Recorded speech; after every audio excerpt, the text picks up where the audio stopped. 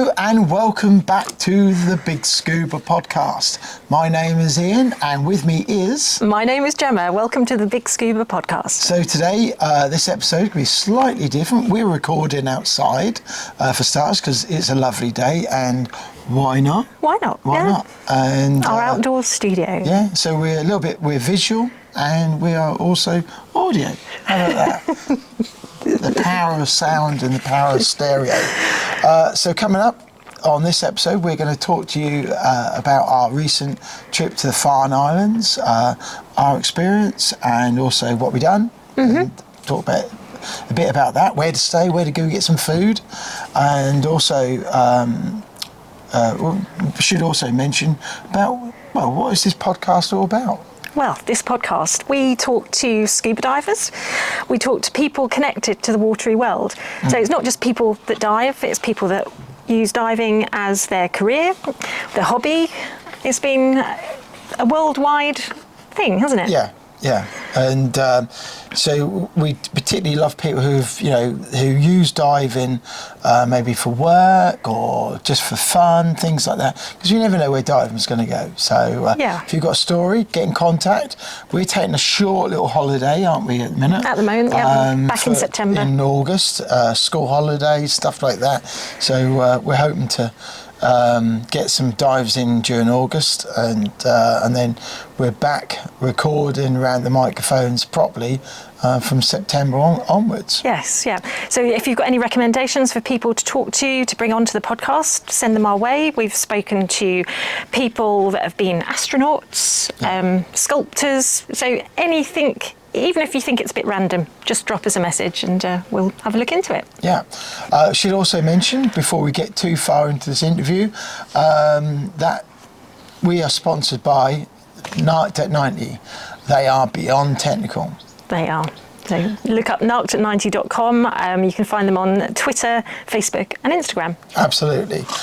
Go there. If you're not already following them, make sure you follow Narc 90 on Facebook, Twitter, and just keep up to date. Absolutely. Yeah. Right, so let's cover our... Let's talk about the farms. Yeah, so this time last week we were mid-dive probably. We were, yeah. But we travelled up to Sea Houses, which is in the northeast of the UK, on last Thursday. Yeah, beautiful part of the world. It's a mecca for many divers of the UK and also from people abroad. And if you haven't been to the Farne Islands, look at Sea Houses. That's the harbour, and there's a few people who do organise trips.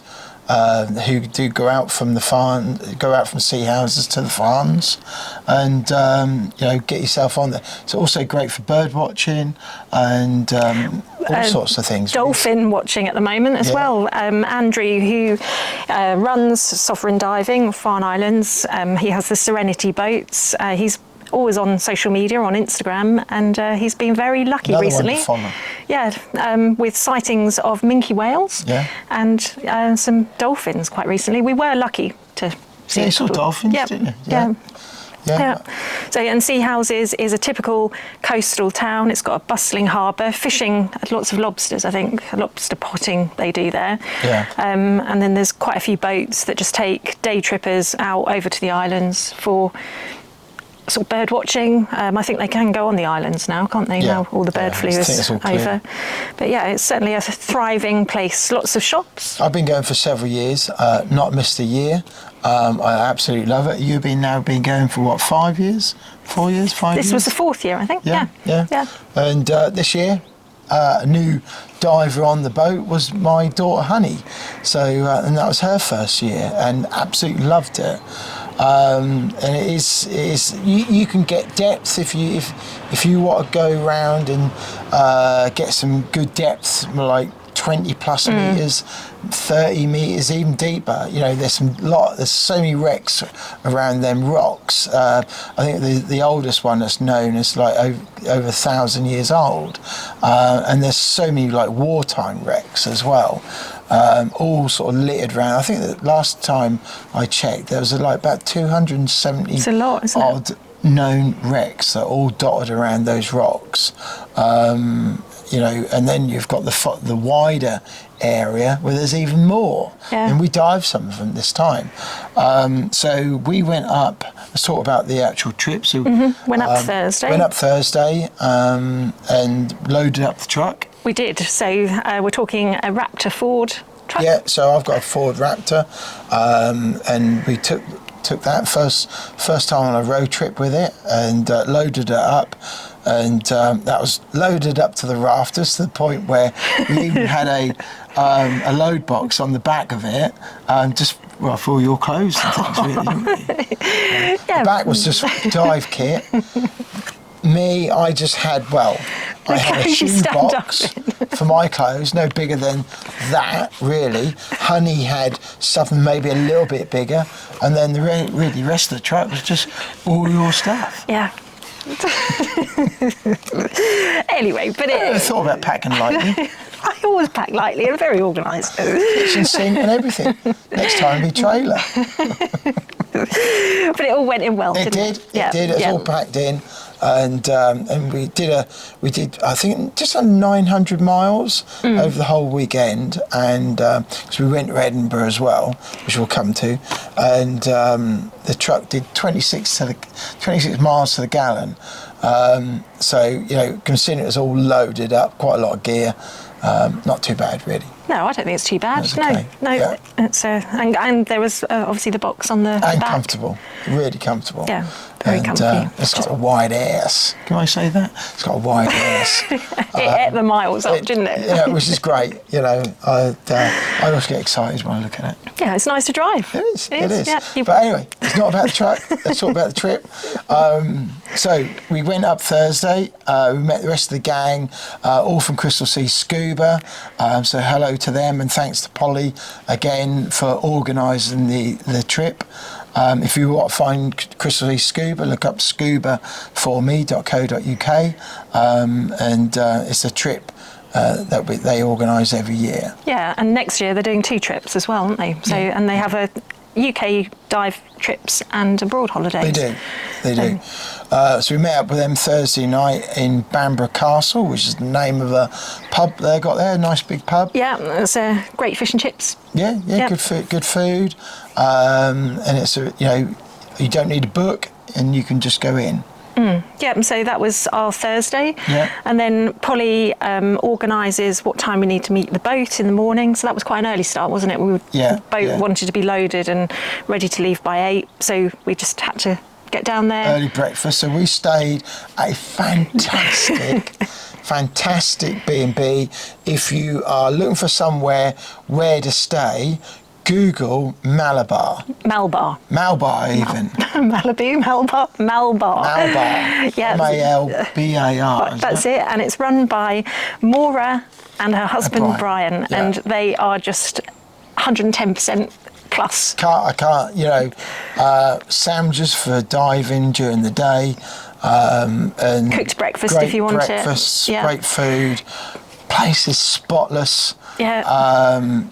Gardens, immaculately landscaped, and very good for divers because we can go diving, take your dry suits back, and you can just wash the kit down, hang it up, and you go out for the day, the afternoon and evening, come back, and Maura will hang the suits up for you. She is amazing. Yeah. She goes so far above and beyond the call due. And you get cake in your room, don't you, as well? Plenty of tea and coffee, toiletries in the bathroom. So honestly, it's just like home from home, really. Yeah. So, actually, it's better because I have to make my own breakfast and tea.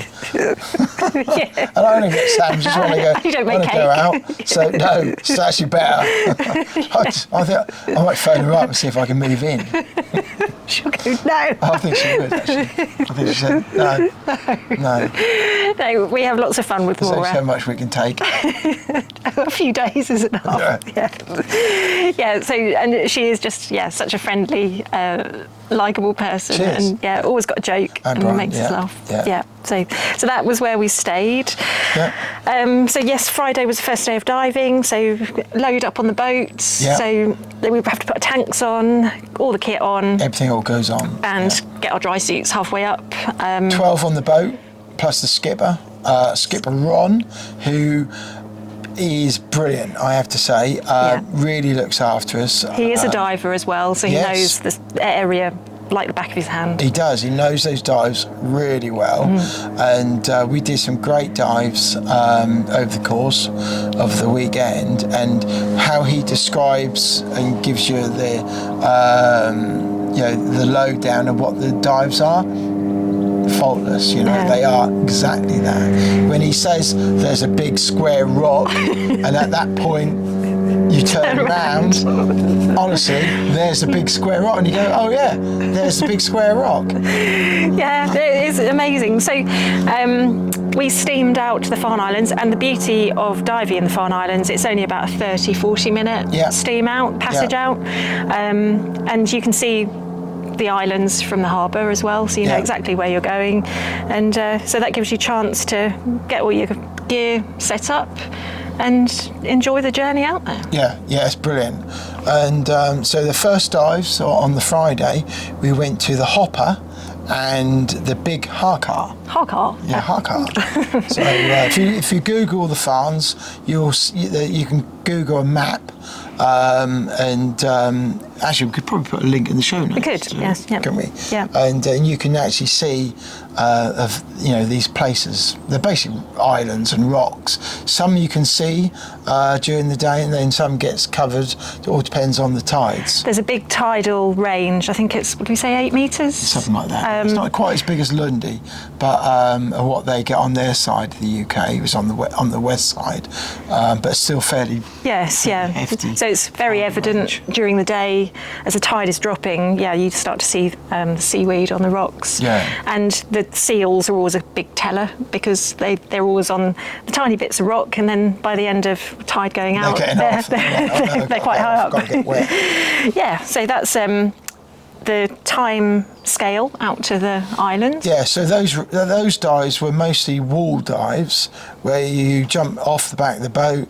Ron takes the boat in, jump off the back of the boat. The boat's got a lift. The boat's called Moramar, yes, which is a catamaran. Yes, small catamaran. Yeah. And he backs in. We jump off, and then you basically do one of a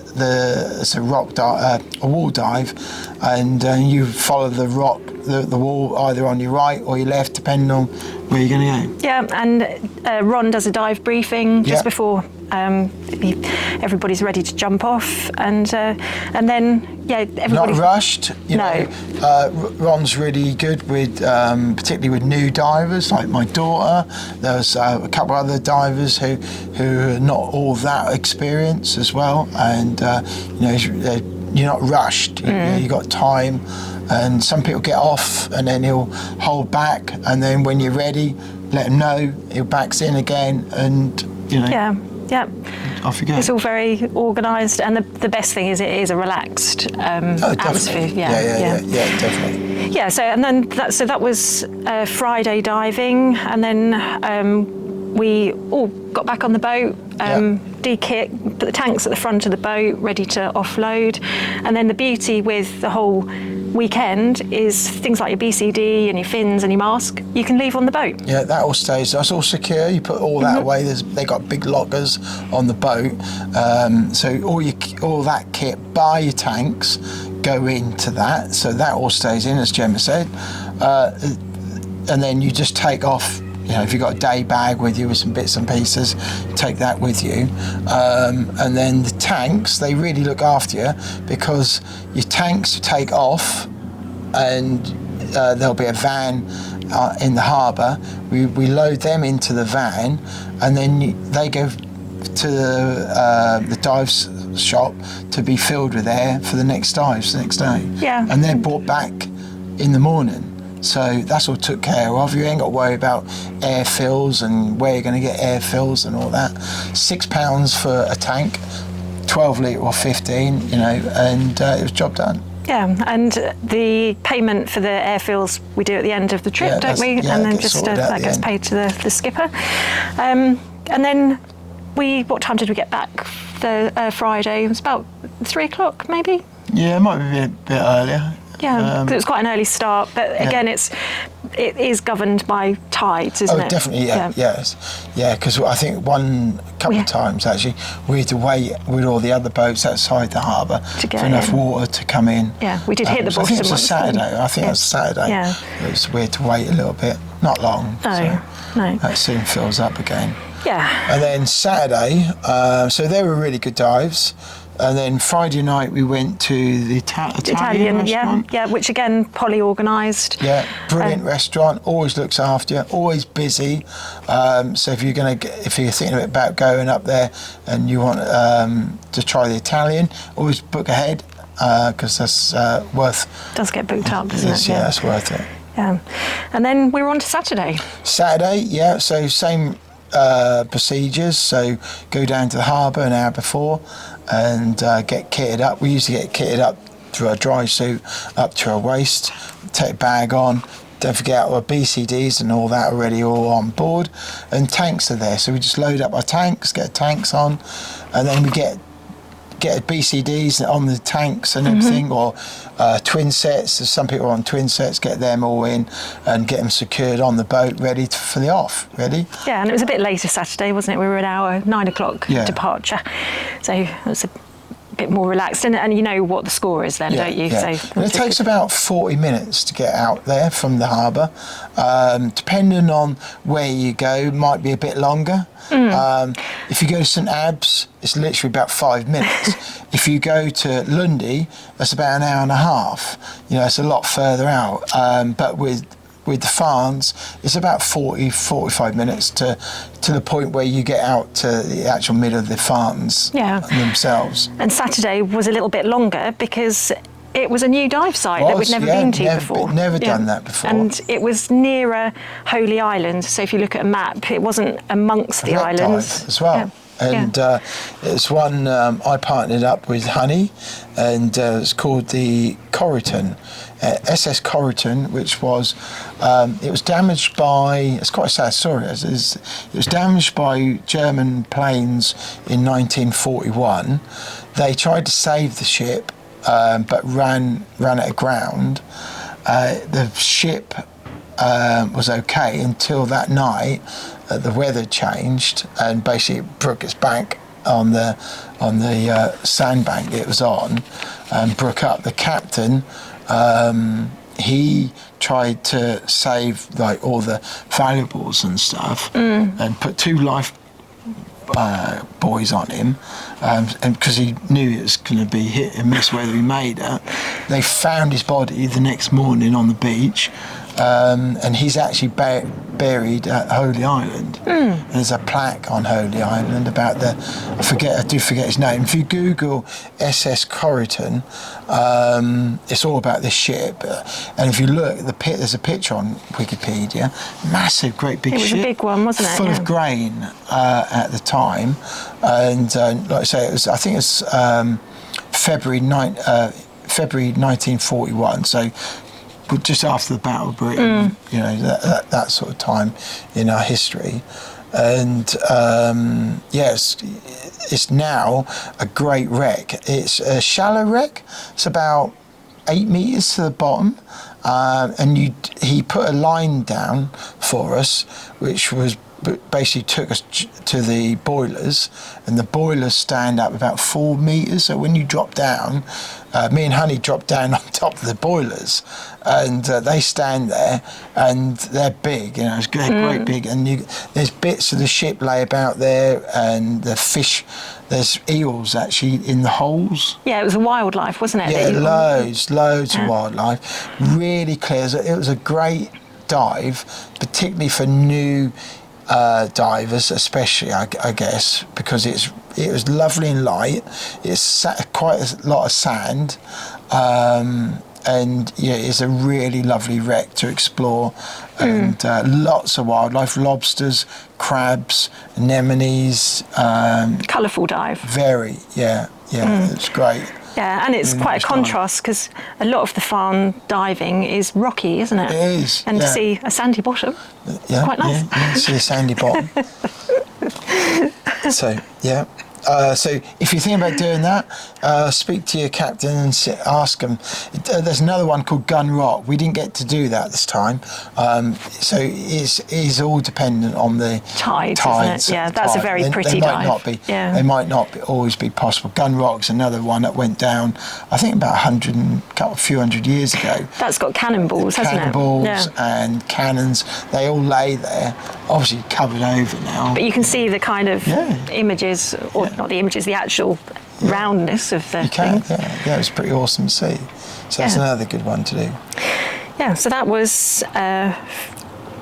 Saturday, and then again we were back in the harbour early afternoon, weren't we?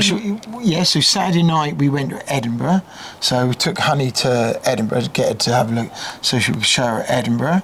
Go over the border. Yeah, and so Edinburgh from Sea Houses is about an hour and a half's journey.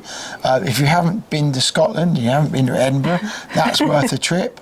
And it's now, especially right now, it's like the main time in Edinburgh. You've got the Tattoo coming up and the Fringe. Yeah. So if you like your comedies and stand-up shows, it's a great time to be in Edinburgh. Yeah, and it's easy to get to along the A1 and free parking after 6 o'clock. Minus speed cameras. Minus speed, well, a lot of them not working. A lot of them turned off. Tip. So, free parking in Edinburgh, and it was just buzzing, wasn't it? It was like being abroad. Yeah, really buzzing. Lovely, warm evening, lots of tourists about. Yeah. Really bustling. It's worth having a coat with you, because we have been up there. That's already absolutely throwing it down, hasn't it? The first trip we did, it was cold, and we were there in shorts, and everybody was going, what are they doing? Yeah. And then the second one, it was very wet. This is a third time lucky, wasn't it? It was. That was really nice. Yeah. And we found a great Italian restaurant. It was Gordon's Trattoria. Look it up if you're in Edinburgh. 231 High Street. I have to say, best pasta, brilliant food. Yeah, and friendly people as well. Really. Right. Yep. So that was Edinburgh. That was Saturday night, and then Sunday back onto the boat. Same time as Saturday, wasn't it? Yeah, and all out to the islands, wasn't it? Sunday. So you did the Hopper. Yeah. Again, and the Nyson. Yeah. That's right. Yeah. Oh, that was. I don't know. That was Saturday afternoon. So that was Nyson, which was another wreck. Yes. But that was a deeper wreck. That one. So Sunday was the Hopper, and the plane was the Hopper, and the Loch Leven, which was another that had a wreck in. Yeah. Well, remnants of a wreck. It did. Yeah. That one's a lot more broken up. That one. Yeah. Quite nice. In fact, so on that last one, me and Honey kept her about 5 meters. She was absolutely fascinated because the whole floor was full of critters. All these tiny crabs and little hermit crabs and starfish. We saw sunfish. Really pretty. And she was absolutely, she was loving it. And it was. I enjoyed it too as well. And there was a nice little bit of current as well with it. And it was great. Do you know what? It was a great dive to end on. I know we only done about 5 or 6 meters, but who cares? That was a great dive, and we were like, I don't know, 40 minutes in that dive, and she loved it. And the fact we only finished it really because she started getting a bit cold. Yeah, and when she came up and back onto the boat, it was like, I found treasure. She said to me, well, she said, didn't she, before we get in, she was thinking about doing a snorkel. Could we come up and do a snorkel for her? And I said, yeah, fine, if that's what you want to do. And she stayed down. And I said to her halfway through the time, do you want to go up and stay down? She said, stay down. And we did. And she'd get a torch, she was getting into the nook and crannies and look at it, and like, as soon as you shine a torch on these the hermit crabs, they're like, running. And you see them all start scurrying away because you're shining a torch out, towards them. So absolutely brilliant. Yeah, that was a good one to finish. That was, one of the couple of some of the best dives this year actually. Yeah, really good. Yeah, and we were really blessed with the weather. It was just perfect all weekend. Yeah. So I think that's probably one of the only trips where we haven't had to put even dry ropes on, have we? No, to take them. It's worth. I wouldn't go all the way up there without a coat, because that does change. You're quite north, and it's the North Sea, and storms do come in, and then they go again. So it's worth. You do have to be a bit prepared. I was in my dry suit. I did feel cold a couple of times. I think Saturday it felt cold. The temperature dropped in the afternoon. Yeah, the sea temperature is a whole different thing up north. I think it's 13, 14 degrees, whereas we're looking at the south coast at the moment. And I saw somebody in Swanage on the seabed, they were getting 19 and a half. Yeah, that's 18 off our coast as well. Yeah, and some people are doing some really nice dives off our coast. Yeah, so go prepared. I mean, we took semi-dries as well as dry suits, but we stayed in dry suits. Yeah, absolutely. Yeah. So other things we saw loads of birds. We saw puffins, gannets. Oh, so many. There's loads up there now. Which is really good. So they're kind of recovered. It was so different to last year because you couldn't even hear the birds really last year. Under the water we saw crabs, lobsters, jellyfish, loads of jellyfish, various fish. Wrasse, I saw a silver thing that looked to me, I'm pretty sure that's a haddock. Oh yeah, haddock bass. Yeah. Anemones, dead man's fingers, sun starfish, other various starfish. So lots of stuff. And honey really. Seals. Loads of seals. Not overly. No, they changed for some close, were they? It sounds like they're getting a bit more friendlier later in the year. But they're about and they're inquisitive, but they didn't grab us this time. No. Like, sometimes they'll pull your fins and that, but they didn't get any of that this time. Yeah, and we did get a sighting of a couple of dolphins on that steam back in on Sunday, so that was a real bonus. Nice. Yeah. So that was kind of it really for the Farnes. The good thing about the Farnes is that you do get the afternoon. So if you go to the Farnes and say as a couple and one of you don't dive, you can do, there's something for the non-divers in the family, and then you can get together in the afternoon, which is really cool.